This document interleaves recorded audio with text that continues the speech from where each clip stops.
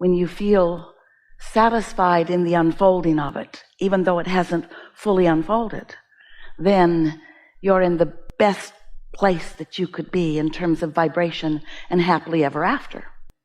Because that is going to be the chronic state of your life experience.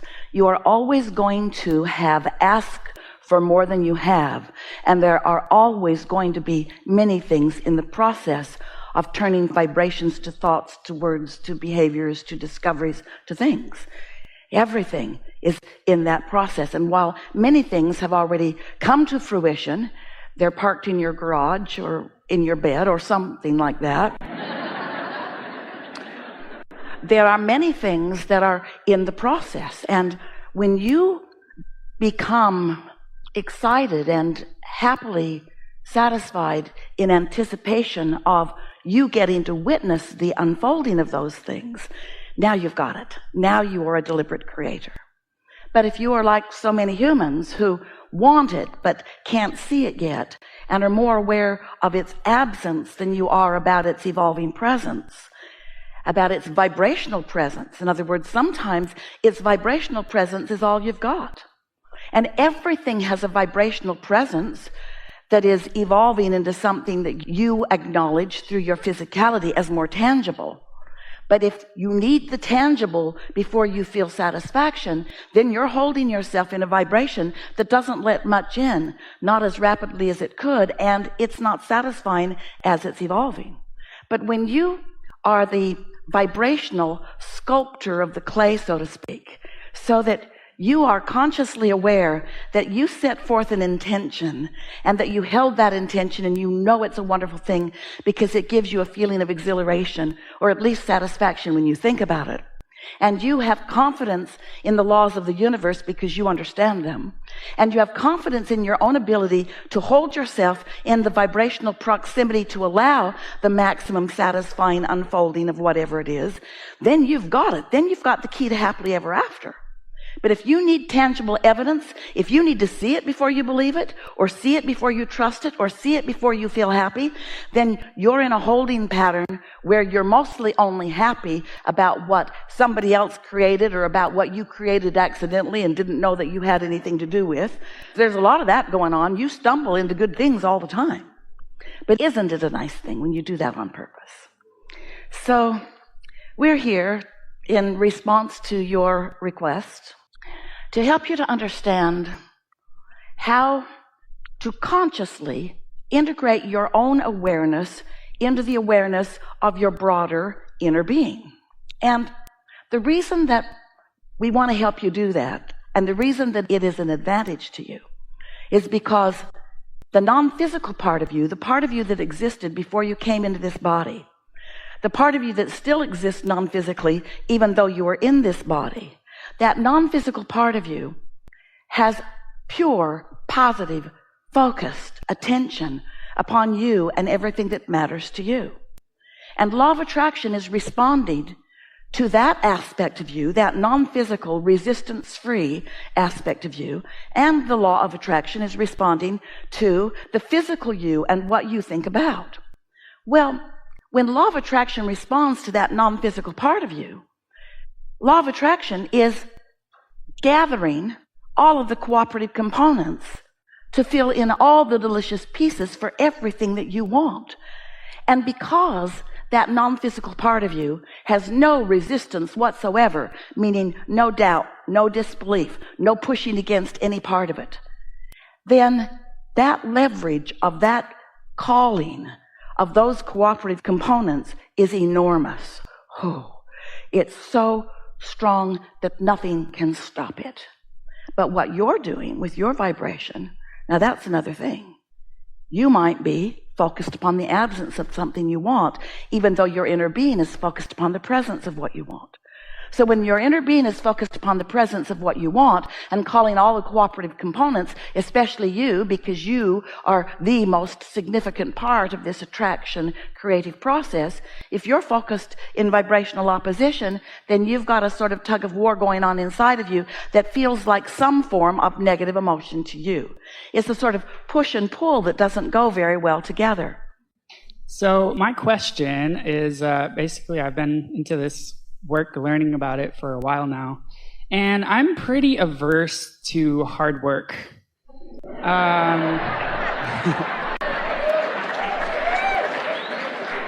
Well, we understand why. There's so much resistance in effort. There's no resistance in flow. And a lot of work gets done with flow. When there's leverage involved and universal sources and energy flowing, then you can just be a happy pointer. But if you're doing the heavy lifting, it's hard to stay satisfied. So we think you're on the right track. And even though others think you're lazy, they don't know or matter. Yeah, so here's where the rubber meets the road. Oh, there's resistance when that happens. There is, but here's the thing. But it's a good thing, because that resistance when the rubber hits the road keeps you from flying off in the bushes. If the rubber wasn't meeting the road with a certain amount of resistance, you'd have no control of your vehicle. So it's learning to manage the resistance. It's a matter of managing to be in this world and in control. Yes? Yeah. And so? So I know all these processes you've given us, and I read Ask and It Is Given, and I have the emotional guidance scale printed out on my wall. And the thing is, it almost feels like trying to reach for that satisfaction or trying to find the feeling of relief. That process itself almost feels like hard work to me. Well, let's talk about this, because you're absolutely right. We're going to start with pointing out an important differentiation between the feeling of relief and the feeling of satisfaction. If you look back in your book, you'll notice that in those 22 processes at the back of that book, we indicated if you're feeling these emotions, this might be a good process to help you release some resistance and get some relief. Because if you're feeling really depressed or really vulnerable, then revenge is an improvement. There's relief in revenge. Wouldn't you rather be really, really angry than depressed? There's more leverage in that. You're moving up the emotional scale. But relief still holds enough resistance that just finding some relief, often if you're not steady in looking for more relief and more relief and more relief, you'll just sort of stall out in revenge, and you could stay there a long time. You know people like that. Or stall out in anger, and you know people like that. So focus with us for just a moment and feel the difference between relief, which no doubt is an improved emotion, and satisfaction, which is so different in feeling. But we want you to understand it conceptually. In relief, there's still resistance. So your control is harder. In satisfaction, there's no resistance. And so law of attraction will do the heavy lifting. In relief, you still got to focus. In satisfaction, your inner being will do the heavy lifting. Can you feel the difference?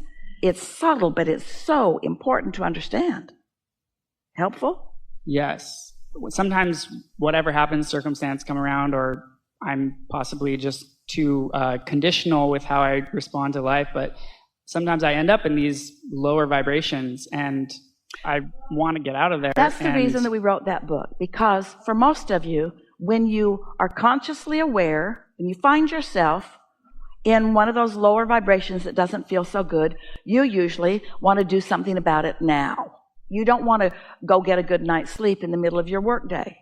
You don't want to go sleep and therefore stop the momentum. And in many cases, you don't even want to meditate and quiet your mind and stop resistance and allow your vibration to rise. And it's because most of you are rather action-oriented, and you feel that there's a certain amount of satisfaction in just sort of making your way up the emotional scale. These days, and it was in that book too, but these days we're emphasizing it in a stronger way. We're much more advocating that you get out ahead of it and create an atmosphere that keeps you from having to do the heavy lifting than find yourself in a situation where you have to do the heavy lifting, which is probably going to lead you to exhaustion and self-examination and self-degradation. In other words, this is harder than it's supposed to be. What am I doing wrong? It really is easier to just give yourself a break, go with the flow with whatever you got going on, and then get another easier run at it the next day. And as you begin playing this game, you'll all acknowledge this. As you sit in this room or some room and you listen to us or someone like us, and we are very confident about what we are saying, maybe even influential about it, and we might be able to sweep you up in the enthusiasm of what we know about the laws of the universe and about who you are and about your relationship with who you are, and it all sounds really good until you consciously acknowledge where you are in terms of your vibration and deliberately do something about it, like meditate and allow your vibration to rise, and then acknowledge that you're in the receiving mode and under the influence, and in the refreshing mode and under the influence, and receive an impulse or a thought that just sounds so good to you, and you follow it, and then you see the immediate payoff from it. Until you have actually been in your own driver's seat and had these experiences, these are just opinions from somebody else again. Just another bunch of opinions. One thing we'll say about our opinions, there's not a shred of contradiction in any of them.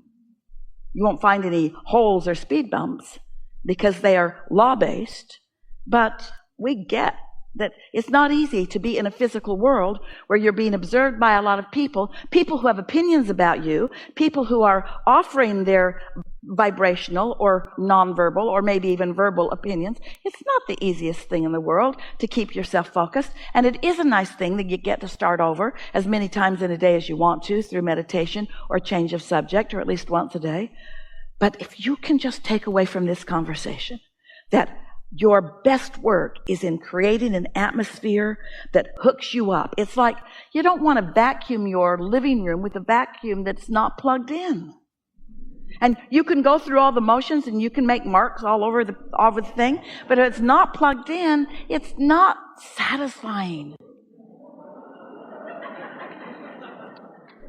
We want to hear more from you because we're not trying to talk you away from a position, because we're talking about the same thing.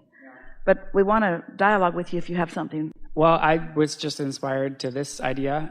So I understand conceptually that when I ask for something, there's 100 different ways immediately around me that I could get to that. Yeah. And it's more of an intellectual thing. And I have experienced a few times where I go into those. We just got to jump in here real quick. Can you hold your place? Yeah, sure. So there are always a lot of choices. Think about this. If your intention has become, and you're pretty steady at it, which one's the most satisfying, then that means the guidance that you will feel, the impulses that you will give you the most satisfaction. Sometimes, depending on circumstances, a direct route would be more satisfying. Sometimes a meandering route with lots of beautiful interfaces with lots of beautiful things is more satisfying. And nobody else can decide for you what route, and it won't be the same route every time for you even. But your inner being knows, because we so want you to know this. We want you to know this. Your inner being knows for sure in every moment what you want, what's in the vortex, and where you stand right now, this red hot minute, in relationship to it, and knows the most satisfying route for you. So your inner being never chooses the quickest route, the most productive route, the most efficient route. Your inner being never chooses the most popular route. Your inner being doesn't have an opinion outside of what you've put there that is the most righteous route. Your inner being is leading you to your most satisfied route.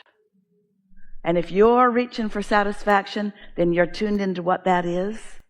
And sometimes you'll hear yourself thinking or saying to others, I meant to go that way, but I sort of accidentally went that way, and then I met up with this, and wow, under the influence. So now, can you bring us back to where you were before we diverged? So let's say there's something that I get inspired, like, oh, that'd be awesome to have that, right? And I've heard you when you say there's 100 different avenues towards that, or it's feeling counterpart, right? So now hear us now. 100 different avenues in varying degrees of satisfaction. 100 different routes in varying degrees of satisfaction. What do you choose? Most satisfying, please. But I don't know what it is. We do. Cool. All right. Thank you.